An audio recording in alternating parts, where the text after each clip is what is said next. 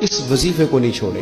سخت مشکل جب آتی تھی نا تو صحابہ پڑھا کرتے تھے حسبنا اللہ و نعم الوکیل، نعم المولا. پڑھیے گا حسبنا اللہ و نعم المولا و نعم النصیر. اس کا معنی بڑا خوبصورت ہے.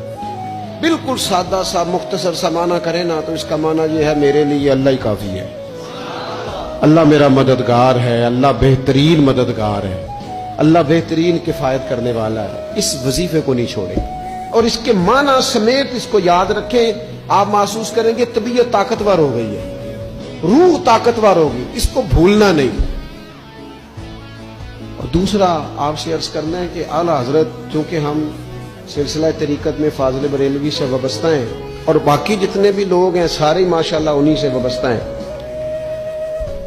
اعلیٰ حضرت نا لا حول ولا قوت الا باللہ العلی العظیم پڑھنے کی بڑی فضیلت بیان کرتے ہیں.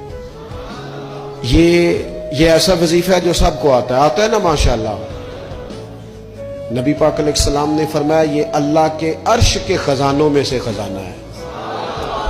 اعلیٰ حضرت فرماتے ہیں 99 دفعہ پڑھو لا حول ولا قوت الا باللہ العلی العظیم.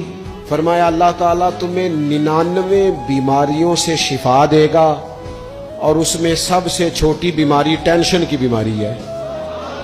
سب سے چھوٹی بیماری غم کی بیماری ہے، چھوٹی، باقی بڑی بڑی ہوں گی. اس وظیفے کو نہیں آپ نے چھوڑنا اور یہ پابندی کرنی ہے، کریں گے انشاءاللہ تعالیٰ.